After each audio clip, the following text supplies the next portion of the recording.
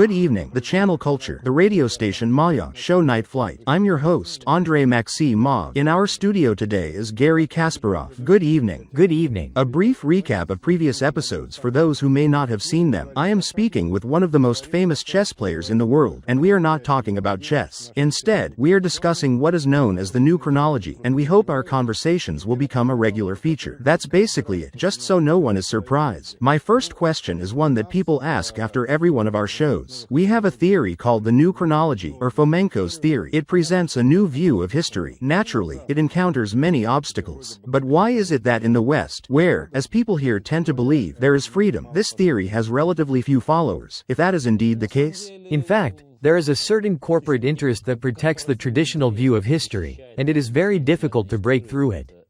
In the West, there is a fairly clear division of labor. There is, so to speak, the academic jurisdiction of historians. Therefore, the press will not engage with a new theory if it completely contradicts an established historical dogma. Has anyone in the West realized that we may be calculating things incorrectly? That our history might be wrong?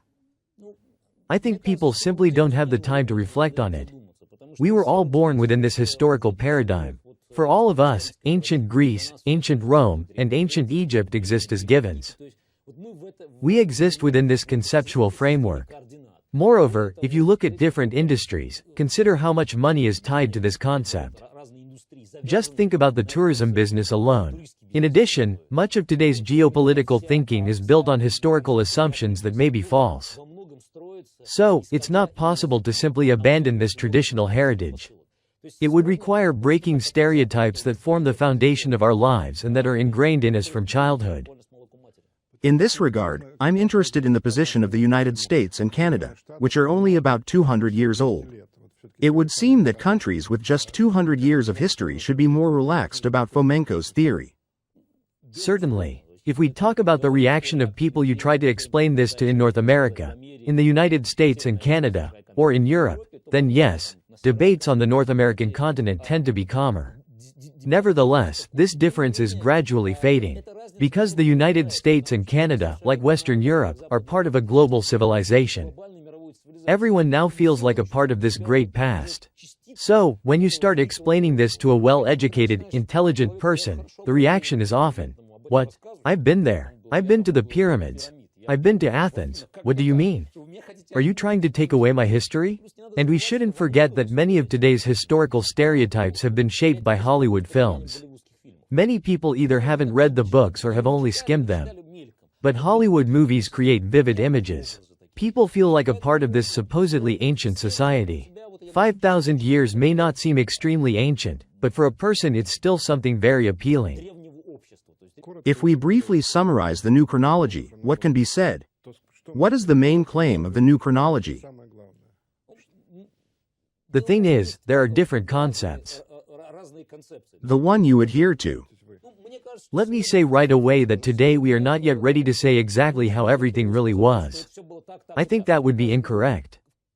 And what are you ready to say? I think we can confidently say that the conscious history of humanity is unlikely to be more than 1,000 years old. Because all the myths of ancient Greece, ancient Egypt, ancient Rome, Babylon, they are just that, myths. This mythology may have begun to take shape in the 15th–16th centuries, but it reached its final form in the 19th century when archaeology appeared. That is, a science that was in fact aimed, first, at enriching those who practiced it, because they received absolutely incredible sums of money for so-called discoveries. And second, at affirming an ideological concept that had been more or less formulated in the 18th century. Therefore, if we analyze the material basis of what is being presented to us, it seems to me that 1,000 years is, generally speaking, the most realistic time span for the conscious existence of humanity.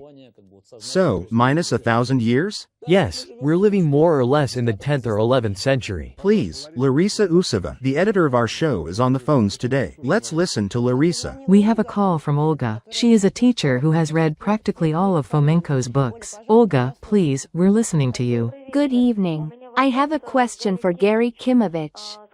Please tell me, have there been cases in your life when you found yourself involved in scandals because you are a supporter of Fomenko's theory? Thank you. By and large, any attempt to promote the views we are discussing now is already a scandal. I can give many examples of discussions with very serious scholars, with people in Hollywood, and simply with very educated and well-read individuals when the discussion reached boiling point. Because many people simply cannot handle it. The most interesting thing is that very often people who are convinced that the First Amendment of the American Constitution, which guarantees freedom of speech and expression, is sacred, begin behaving in this discussion like an Iranian mullah being told that there is something wrong with the Quran. It has been very interesting to observe this, and it has happened repeatedly. Specifically, there has not yet been a major public scandal, although I do not rule out that there may be one. But there have been many minor scandals and conflicts. Because a person, especially an intelligent and well-read one, is often unable even to begin discussing this seriously. It feels to them like an attack on the very foundations. In one of your interviews, I read that if we could get to the 17th century, it would explain a lot. Why the 17th century? It seems to me the 17th century because... Are we speaking now according to the old chronology? Yes, we are speaking about the old one. We need to stick to the old chronology so that everything is clear to everyone. In many ways the century is crucial, because in the 17th century, in our view, the main civilizational events were taking place. That was when the map of Europe was being redrawn, national states were taking shape, and the old imperial world was receding into the past, the world of the Horde Empire, which we are trying to reconstruct. Therefore, many false premises were laid precisely in the 17th century. The second half of the 17th century, in our view, is a key moment that would allow us to identify many of the false notions that dominate official chronology today. Let me just tell the viewers, in case someone hasn't heard, what problem we are discussing. The claim is this: history was rewritten, the originals did not survive, the originals were falsified. The question always arises, why? It seems to me that the word falsified is inaccurate. If the originals were falsified, that means they existed. In our view, all this will appear, that is, it will be presented as originals. Some documents may have existed in the 14th or 15th century according to the traditional chronological scale, but in fact, the overwhelming majority of documents began to appear precisely in the 17th and 18th centuries. Why was history falsified? History always serves present-day politics. We know perfectly well, and in the 20th century we witnessed this repeatedly in our own lifetime, how history was mobilized to prove one political concept or another. The most recent example, quite a few well-known Russian historians rushed to prove that Kaliningrad, that is, Königsberg, stood on primordial Russian land. This needs to be proven, and immediately new theories appear. And were Rurik and his brothers, perhaps, Slavs after all? In other words, history has always served a political agenda. It seems to me that the very origins of the formation of this science, a politicized science, which would probably be more accurately called political historiography, lie in the 16th and 17th centuries, when concepts serving the powers that be began to take shape. We will definitely return to this. Let's hear a question, please. We have a call from Svetlana in St. Petersburg, who is interested not so much in Fomenko's history itself as in something else. Svetlana, please go ahead. Hello, Garry Kasparov. How did it happen that you became interested in the new chronology? And what attracts you most in this field? Thank you. This interest was probably natural for someone who had been fascinated by history since childhood and had read a huge number of books. I knew, and still know by heart, a vast number of dates and events from traditional chronology, traditional history. But at the same time, as a chess player, as an analyst, I always tried to treat what I read and encountered critically. Moreover, during numerous trips, I visited these so-called historical sites and spoke with guides. I was constantly troubled by inconsistencies. First of all, guides usually tell rather second-rate stories from books, and something just didn't add up. This inconsistency kept bothering me. When I became acquainted with Fomenko's books, it seemed to me that there might be some kind of answer there. Although I understood that this was in fact only the first step toward the truth and that many questions would still have to be asked. But my nature as a researcher and analyst fully corresponds to this process of searching. And the further I went down this path, the more absurdities and inconsistencies I saw. Besides, for example, constantly, on every trip. Quite recently I was in Athens, and my wife and I went to the Acropolis to see the Parthenon. I deliberately hired a good guide so everything would be explained to my wife.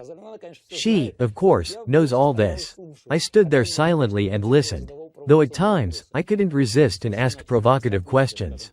The inconsistencies between these absolutely incredible, technologically very complex structures and what you are told about them are completely obvious. Placing such masterpieces of human genius in the distant past, when even theoretically there were no means to build all this, should provoke a natural reaction of rejection in any reasonable person. Besides, we constantly encounter the favorite argument of historians and those who do not want serious debate that all of this has been lost. That we have lost the secrets. They are secrets of the past, secrets of antiquity. How many books have been written on this subject? It is easier to invent a civilization that lived 10,000 years ago than to seriously begin examining the authenticity of this or that document. Or, it cannot be, because it can never be. And that's it, the conversation ends there. All of us who live in Russia, in the former Soviet Union, know very well how history was rewritten under Lenin, under Stalin, and so on. By whom and for what purpose was history rewritten in the 16th and 17th centuries? As they say now, did someone benefit from rewriting history? Undoubtedly. I have already said that history always serves a particular political demand. Within the framework of the information we are able to analyze today, one may suppose that during the collapse of the vast Horde Empire, national states began to emerge, powerful national entities in Europe. Naturally, a new state always requires a new language, a new religion, and a new history. In other words, any state needs an ideological component, especially when it comes to kings and dynasties. A dynasty must immediately be extended further back into the past. Once such a need arises, there will always be capable and talented people willing to serve that demand. Let's listen to a call now, and then I will continue. Please, Larissa. Garry Kasparov, many people are calling, not only your supporters but also those who criticize Fomenko's theory.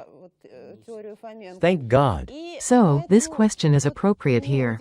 This is Nadezhda Alexandrovna. We're listening to you. Hello. Garry Kasparov, please tell me, what is the attitude of the Orthodox Church toward Fomenko's theory? Thank you. It seems to me that there has been no official response from the Orthodox Church. As I understand it, we are speaking about the Russian Orthodox Church, because there is also the Church abroad, and the Greek Church, but we will speak about the Russian Orthodox Church. As far as I know, there has been no official reaction to this theory. Although there have been quite a few statements by individual representatives of the Church, not very high-ranking ones, who, as I understand it, expressed disapproval. But in fact, the Church is also a fairly ideological institution, and it is clear that the theory, or rather the views we are trying to defend, in many ways contradict the official narrative. They shorten civilization's history. Nevertheless, as far as I know from Fomenko's books, it is not denied that Christ existed, that there was such a person. The only question is one of timing, that he lived at a different time and in a different place. Certainly. In fact, both in Fomenko's books and in the works of other authors who work in this direction, most of the facts set out in the Bible are regarded as authentic. The only thing that may change is the time and place when all this occurred.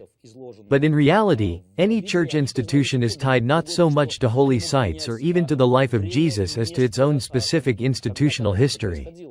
And that very history begins to come apart at the seams. Therefore, for the Church, as an ideological institution that relies on its own history, in no way directly dependent on Holy Scripture, this will provoke a certain antagonism. I want to ask you a specific question. In fact, not many people seriously study the new chronology, but a great many people have heard about it. Among the common claims, is that supporters of Fomenko, or of the new chronology, assert that there was no Tatar-Mongol yoke. I want to understand who once benefited from inventing it. If it was invented, then why? I have already spoken about this many times, and it has been discussed in Fomenko's books and in other public statements by supporters of the new chronology.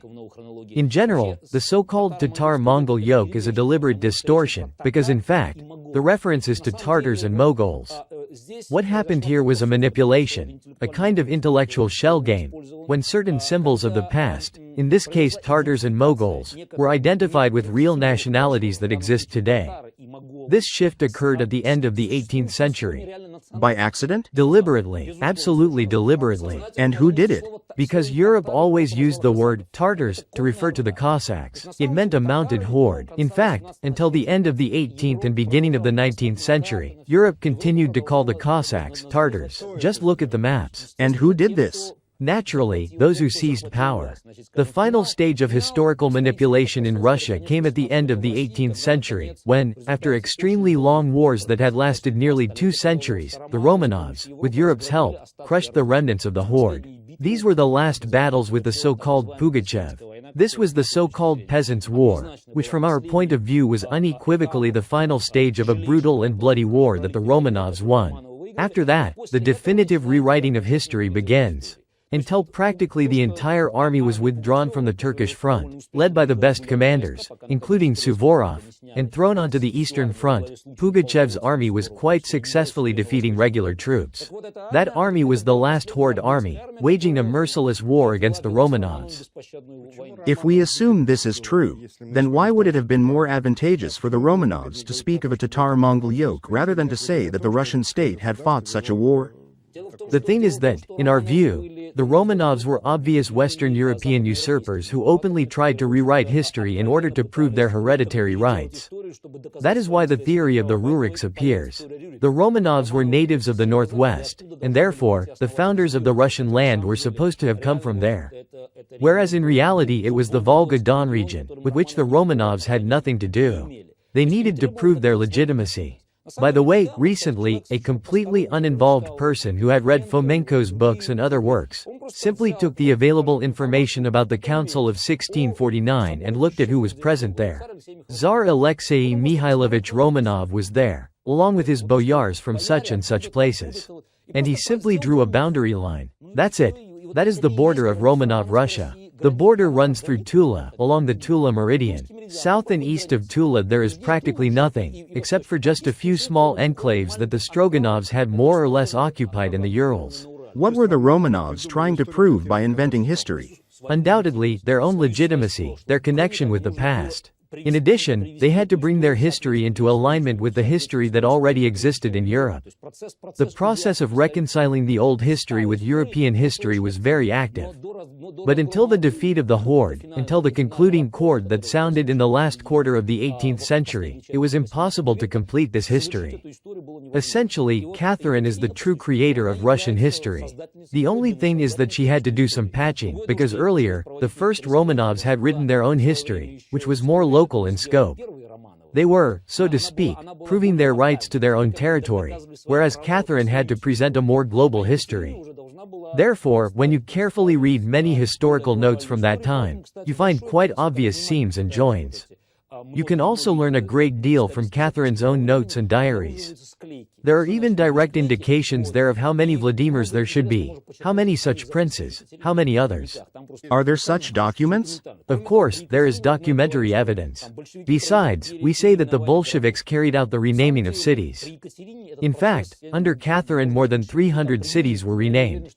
I don't know, perhaps the Bolsheviks approached that number, but I'm not sure they surpassed it. After Catherine finally defeated. And what were they renamed to? Simply new names appeared. For what purpose? When a new name appears, the historical truth is accordingly concealed. For example, Galician Russia moved far to the west, whereas until the end of the 18th century the old Russian city of Yelets was called Galach. You can simply look at the names on old maps. Take maps from the mid-18th century and look at the city names. Look at the regions where the border of Romanov Russia runs, and then look at that map in the 19th century and see what was done to it. When the Bolsheviks renamed things, it's clear why. Catherine did it for the same reason. And Catherine did it so that history. Undoubtedly, the Bolsheviks erased the memory of the previous history. Catherine did the same. You've moved into specifics in your discussion, and our viewers also want something concrete. Valia, we're listening to you. Good evening. I have a question for Garry Kasparov. You are a supporter of Anatoly Fomenko's new chronology theory.